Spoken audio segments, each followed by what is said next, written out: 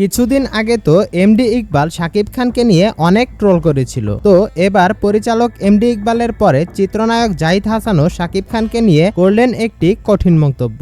শুধু তাই নয়, তিনি শাকিব খানের নামের পাশে মেগাস্টার ট্যাগটাও সহ্য করতে পারে না বলে জানিয়েছেন। সম্প্রতি একটা ইন্টারভিউয়ে এমন কিছু কথা বলেছেন চিত্রনায়ক জাহিদ হাসান। তিনি বলেন, আমাদের এখানে তাণ্ডব সিনেমাকে আলাদা ধরা হয় শাকিব খানের জন্য। তাকে শুধু শাকিব খান বলা হয় না, মেগাস্টার শাকিব খানও বলা হয়।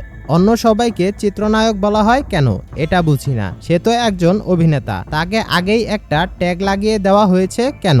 এটা তার জন্য ভালো হচ্ছে না মন্দ হচ্ছে এটা কেউ দেখছে না। তিনি আরও বলেন, শাকিব খানকে মেগাস্টার বললে নাকি তার কানে লাগে।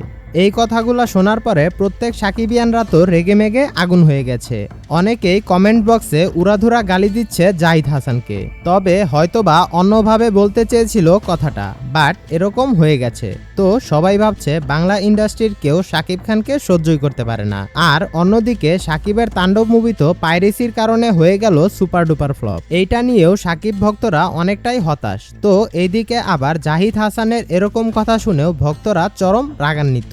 তো আপনার কাছে কি মনে হয়, আসলেও কি জাহিদ হাসান শাকিব খানকে সহ্য করতে পারে না, নাকি এখানে অন্য কোনো ঘটনা আছে? অবশ্যই কমেন্ট করে জানাবেন। এরকম আরও ইন্টারেস্টিং মুভি রিলেটেড আপডেট পেতে আমাদের চ্যানেলটা সাবস্ক্রাইব করে আমাদের সাথেই থাকুন।